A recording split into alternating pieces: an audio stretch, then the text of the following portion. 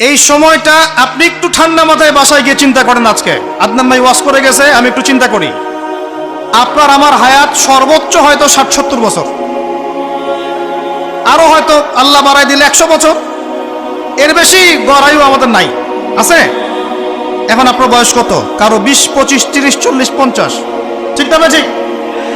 এখন আপনি বাসায় গিয়ে চিন্তা করে দেখেন, যদি আমাদের হায়াত হয় ৬০ বছর, আল্লাহ আমাদেরকে যেন দীর্ঘ নেক হায়াত দারাজ করে না, আমিন। আমাদের ভাইদেরকে, বোনদেরকে, ওলামায়ে কেরামকে, আমাদের নেতাদেরকে, সবাইকে আল্লাহ পাক দীর্ঘ নেক হায়াত দারাজ করেন।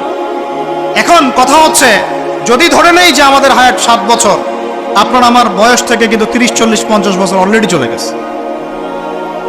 এখন চিন্তা করবেন যে এই সময় যেটা চলে গেল, এই সময়ের মধ্যে আমি কতটুকু নামাজ পড়েছি, কতটুকু রোজা রেখেছি, যাকাত দিয়েছি কতটুকু, হজ ফরজ হয়েছে করেছি কিনা, দিনের পথে আমার অবদান কি, দিনের পথে আমার অবদান কি, আল্লাহর দিনকে যে আল্লাহ সাহায্য করতে বললেন আমি কি করেছি, এই ৬০-৭০ বছরে কত পাপ করেছি হিসাব নাই। এই পাপগুলো লিস্ট করেন, দেখেন চোখ দিয়ে পানি ঝরতে থাকবে। আমার কথায় নারাজ হচ্ছেন? এই পাপগুলো লিস্ট করেন, চোখ দিয়ে পানি ঝরবে, আল্লাহ আমাদেরকে মাফ করে দেন। সবাই বলি আমিন। কত কবিরা গুনাহ হয়েছে, কত সগীরা। তবে সন্তুষ্টির কথা এটাই, যদি এটা উপলব্ধি হয় যে না ভুল হয়ে গেছে, আপনি ওযু করে আসেন, ২ রাকাত নামাজ পড়েন, আল্লাহর কাছে ইস্তেগফার করেন, বলেন আস্তাগফিরুল্লাহ আল্লাযী লা ইলাহা ইল্লা হুয়াল হাইয়ুল কাইয়্যুম ওয়া আতুবু ইলাইহি।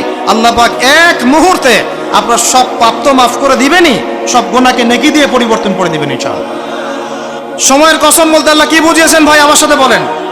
সময়ের গুরুত্ব, সময়ের, আরো আসতে বলেন, সময়ের, বলে আসরি মানে সময়ের কসম, মানে সময়ের গুরুত্ব। আমাদেরকে সময়কে গুরুত্ব প্রদান করতে হবে, আল্লাহ পাক তৌফিক দান করেন।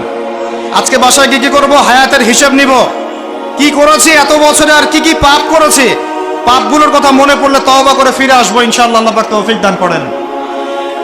আর এখন বাকি সময় যতটুকু হায়াত আমাদের বাকি আছে, আমাদের কি কর্তব্য বলেন ভাই? আমাদের কর্তব্য কি এতটুকুই যেভাবে জীবনযাপন করছি এইটুকুই করব, না আমাদের আরো কোনো কর্তব্য আছে? কথা কি বোঝা যায় না? যায় না? আমাদের কর্তব্য কি বলেন? ১ নাম্বার, আমরা নিজেরা আগে আল্লাহ পাকের কোরআন এবং নবীর সুন্নতের উপর আমল করবো ইনশাআল্লাহ, রাজি আছি? ২, আমাদের পরিবারকে এর উপরে প্রতিষ্ঠা করবো ইনশাআল্লাহ, রাজি আছি? ৩, আমাদের সন্তানদেরকে কোরআন সুন্নাহ অনুযায়ী বড় করবো ইনশাআল্লাহ, রাজি আছি? ৪, আমাদের অর্থনীতি হবে হালাল কোরআন সুন্নাহ ভিত্তিক, রাজি আছি? ৫, আমাদের শিক্ষা হবে কোরআন সুন্নাহ ভিত্তিক, রাজি আছেন? আমাদের সামাজিক যে সিস্টেম এটা হবে কোরআন সুন্নাহ ভিত্তিক, রাজি আছেন? এর উপরে আমি গেলাম না। সমাজ পরিবর্তন হলে উপরটা এমনি পরিবর্তন হয়ে যাবে ইনশাআল্লাহ, অটোমেটিক্যালি। বলে আসরি, সময়ের কসম। আরেকটা বিষয়, সময়ের কসম বলতে আল্লাহ পাক এটাও বুঝিয়েছেন, একটু অতীতের দিকে তাকায় দেখেন। কোন দিকে? অতীতের দিকে, পাস্টের দিকে তাকান, অতীতের দিকে তাকান। যুগ যুগ ধরে একটা সুন্নতের দিকে আপনি তাকান, যে পৃথিবীর শুরু থেকে কিয়ামত পর্যন্ত আল্লাহ পাকের একটা সুন্নত আছে। আল্লাহর সুন্নত কি? আল্লাহর সুন্নত এটা, প্রত্যেক যুগে যুগে যে বা যারাই আল্লাহর বিধান মেনে চলেছে, আল্লাহ পাক তাদেরকে দুনিয়াতেও সমৃদ্ধি দিয়েছেন, পরকালে জান্নাত দিয়েছেন, সুবহানাল্লাহ।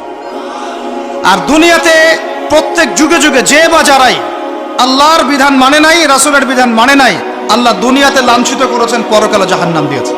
বলেন নাউজুবিল্লাহ। আমার কথা বুঝতে পারলেন ভাই?